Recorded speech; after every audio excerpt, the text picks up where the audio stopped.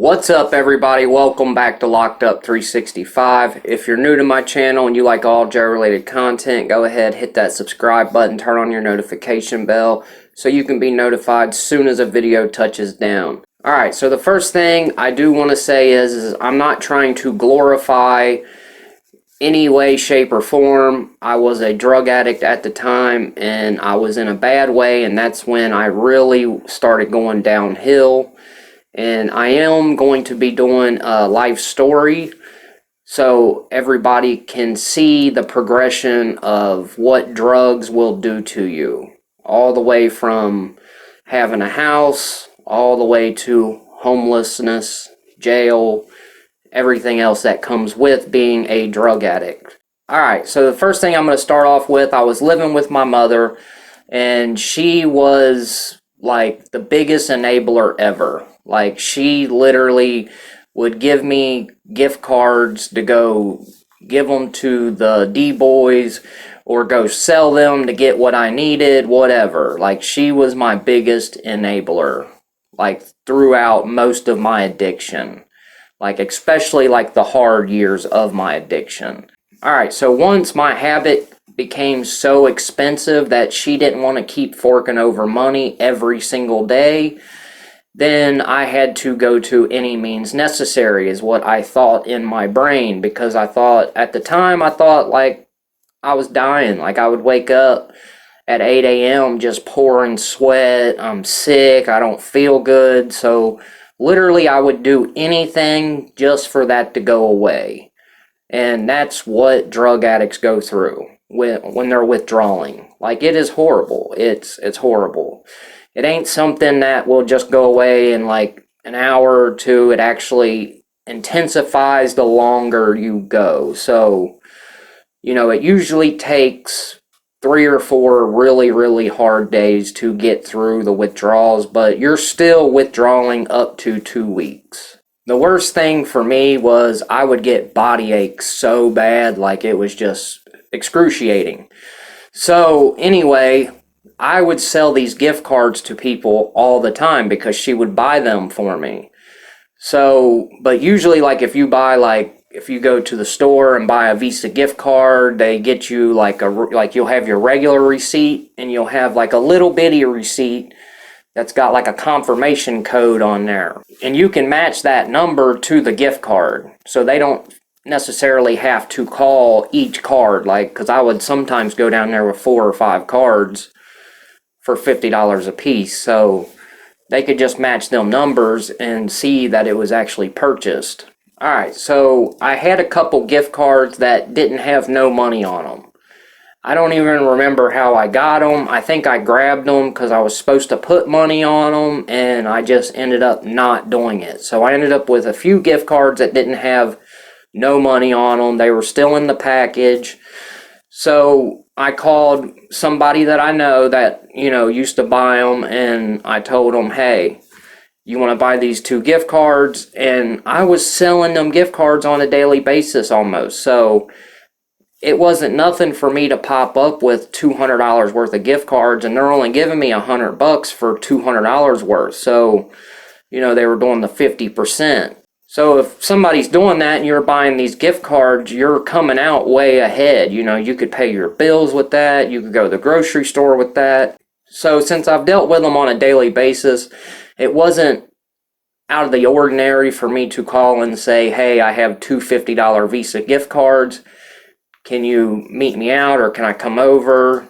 And of course they said yes. I ended up meeting them out. It just so happens that they had just purchased a brand new phone, and the phone that they purchased, the battery was dead. So since his phone was dead, he couldn't use mine because I had dropped it in water and it kept dropping the call. Like, there ain't no way we would have been able to call and actually been able to punch in all the numbers to get the gift card amount. So he took me at my word, which he probably shouldn't have done that because I was ripping him off. Alright, so once he gave me the money, I took off. I went to go get my stuff, and I waited for like an hour that day.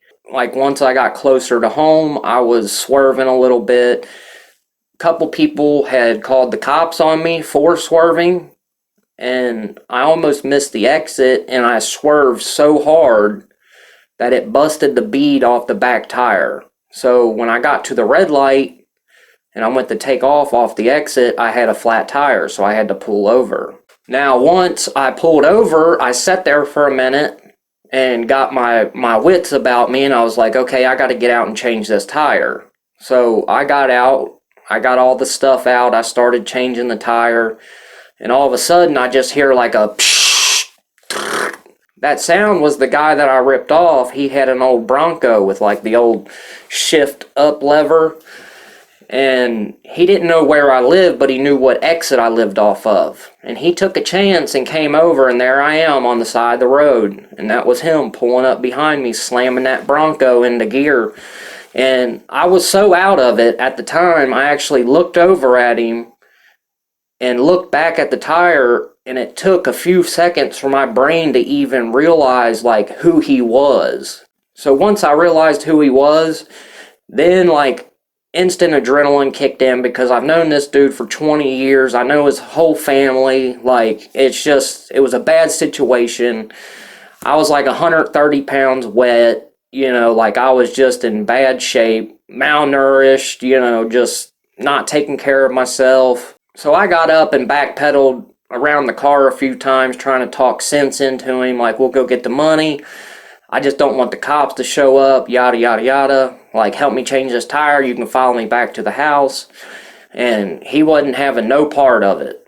So, and I wasn't no kind of shape to fight, do anything. Like, I was not in a good place at that time. Well, before we could even get anything hatched out, a cop pulls up. The dude literally just threw me straight underneath the bus. Like, I mean, I get it. He felt betrayed by me, because we know each other. We're basically like family, like it was just a bad ordeal. So he threw me underneath the bus, basically saying I'm an addict and yada, yada, yada. And I ripped him off, and he's slinging these gift cards around. And I'm like, oh no, like. And then the cop's like, well, I want to search your car. And I'm like, it ain't my car. You can't. He's like, well, you can give me permission. I was like, but I'm not going to give you permission. I already knew it'd be all bad if he got in that car and got looking around. So I told him no, he couldn't look in the car. So he was like, well, you know what? You're making me nervous. I want to search you. All right, so I guess in him saying that I made him nervous, that gave him probable cause to search me. I mean, it don't really sound legit, but that was the case, and I was just not in the right state of mind to argue. I was just like, okay, because I didn't think I had anything on me, but apparently I had part of a syringe. Like, there wasn't no needle or anything like that, but I had part of one, and that gave him cause to search the car and find what I actually had. And I probably had about $5 worth left. Like, literally, that was it, $5 worth. So it was over. Like, I was going to jail. First time ever being arrested. Never had a misdemeanor in my life. Hadn't even had a speeding ticket in over 10 years at that time. Like, nothing.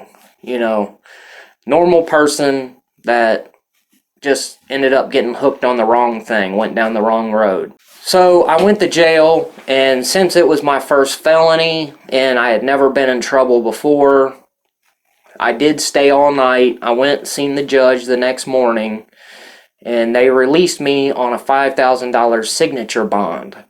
Now, that basically means I'm saying I'm going to show up to court. Once I got out, they made me do P-test. So I had to call every day and see what color it was. Like, if I had orange, so if I called in and it said orange, that means that I had to go down and pee that day.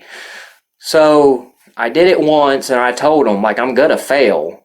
And soon as I got out, I just kept doing the same thing that I was doing.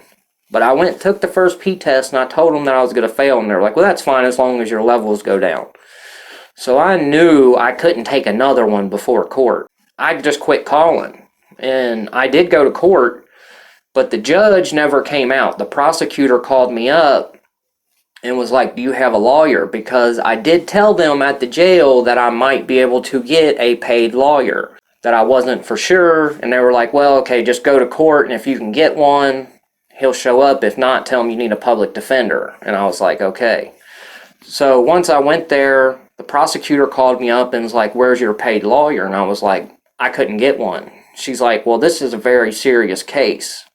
You need to go get a lawyer or go to an arraignment and get you a public defender. She said, I'm going to set the court 2 weeks out, get you a public defender, and come back in 2 weeks. And I said, okay. So I went to the public defender's office to see if maybe they could just, one of them could represent me, because I didn't know at the time. I was green to the whole situation.